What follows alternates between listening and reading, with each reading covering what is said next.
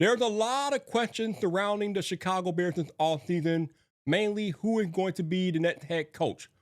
But the one thing looming over all of it is the future of Ryan Poles. Well, I'm here to tell you there's only one man that can save Ryan Poles, and it's probably not who you're thinking it is. Welcome back to Bears Yard. This your boy Vipe, and there's only one man who can save Ryan Poles. Now, I know what you're probably thinking. Vipe, Kevin Warren came out in a press conference and literally said to the media that Ryan Poles will remain the GM of the Chicago Bears for the foreseeable future, and he will also be the point man in this upcoming head coaching search. I heard it.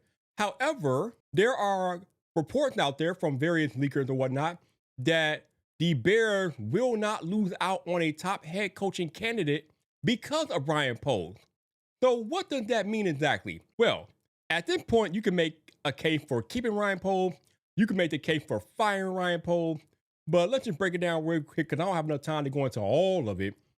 But let's talk about why you would keep Ryan Poles. Number one, Caleb Williams. He drafted Caleb Williams. He's established a relationship with Caleb Williams. He also hit that big Carolina blockbuster trade that led to the drafting of Caleb Williams. So having Caleb Williams here is large part and due because of Ryan Poles, and that cannot be ignored. Also, the Carolina trade cannot be ignored. I know a lot of y'all think that he lucked into it, but he had to plot and plan on who to trade that pick with to maximize the return. And I think he hit it out the park when he chose the Carolina Panthers. And the last thing I'll say about keeping Ryan Poles is that he also has helped the Bears clean up bad cap space. Ryan Pace had a lot of high-paid older players on the roster when he got fired, and Ryan Poles came in here, shipped them out, and cleaned up the cap space to the point where that this offseason, we're going to have $82 million in cap space available to us to sign free agents and different things like that. So those are a few of the reasons why you might consider keeping him on staff. However, there are a lot more reasons to fire him than keep him. Where do I begin? I mean, I could just start naming names. Valence Jones Jr., Shane Claypool, Nate Davis, Matt Eberflus, Shane Waldron, Alan Williams, Luke Getsy. Do you see what I'm saying here? Do you pick up what I'm putting down, y'all? The terrible coach hires, the bad free agents and trades that he's made, the lack of blue chip talent on the team. Ryan Poles has been the GM of this team for 3 years, and I can count 2 blue chip players on the roster in that 3 years' time. Caleb Williams, Rome Odunze, those are probably the only blue chip talent that we have on the roster. Everybody else is good to okay. You can't really count Jalen Johnson because Poles didn't draft him. I would call him blue chip, but again, he wasn't drafted by Poles. So yeah, the lack of blue chip talent that's directly accreditable to Ryan Poles is disturbing that he's been here for 3 years. And the offensive line, which is just egregious. Ryan Poles was a former offensive lineman. So the fact that he cannot evaluate his own position up to bring in credible offensive line talent to the team over a 3-year period is highly alarming to me, and it should be highly alarming to you too. It's terrible. Oh, did I mention the 3 losing seasons that have been the norm here since he's become GM? Usually when a team hires a new GM, it's to make the team better, but Ryan Poles has failed to have a single winning season under his GM tenure. So that's terrible. And did I mention in previous videos that he's a little too emotional, in my opinion? I mean, he kept Matt Eberflus a little too long, and then he cried over cutting a bottom of the roster player in Adrian Colbert on Hard Knocks. Are you kidding me?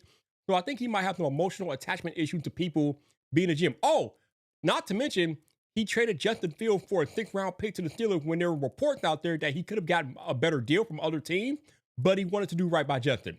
Again, all good and well, but that's at the detriment of the Chicago Bears organization, and you can't have that as a GM. So the fire Ryan Poles evidence is stacked so much higher than the keep him evidence.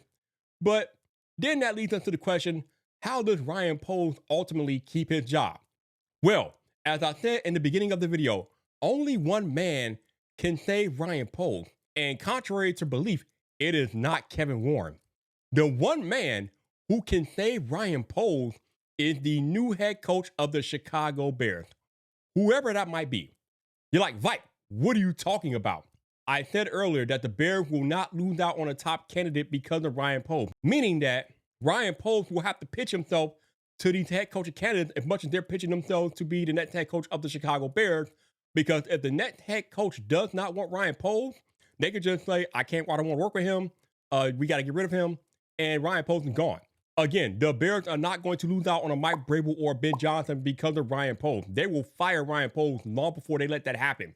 But then you're saying, Vipe, that just means the Bears are doing things booty backwards again because they'll have a head coach in place and not a GM. Well, not necessarily. In my opinion, if a head coaching candidate is going to come in here and accept the job and not want Ryan Poles, that's fine. But you better have his replacement in mind. You cannot come in here and accept the job and don't have a solution to replace Ryan Poles. So if you're Ben Johnson, you're Mike Vrabel, or whoever accepts this job, if you are choosing not to work with Ryan Poles, you better have a GM name in your head that the Bears can go out and get, because we don't have time to be doing a full-on GM search. We need somebody that can come in here, hit the ground running, and get this offseason off on the right track, and there's a lot of things to be done. But here's my thing. Ryan Poles is on the last year of his GM deal. So that's the other big problem in this equation. He is going to be a lame duck GM if the Bears don't extend him. But I don't know if there's going to be too many candidates that come here and saying that they cannot work with Ryan Poles. Regardless of what we think, Ryan Poles is well liked around the NFL. So I don't think it's going to be too difficult for him to pitch himself in a way that will make prospective candidates want to keep him on staff. But the thing is, the next head coach is going to need assurances. Mainly that if they do take the Bears job, the Bears will need to extend Ryan Poles so he won't be a lame duck GM. And the Bears should extend Ryan Poles if they're going to keep him in place. You cannot have Ryan Poles going into the season on a lame duck contract with a new head coach. It makes no sense. It's not good business. Don't do that, Chicago. Extend Ryan Poles if you're going to keep him. Bear fans, I know how most of you all feel about Ryan Poles, but let me ask the question again. What do you feel should happen to Ryan Poles? Would you rather him stay on and continue his tenure as GM with the Chicago Bears, or would you rather Ryan Poles get fired? Drop a comment and make sure you subscribe to the Yard for more opinionated Chicago Bears talk.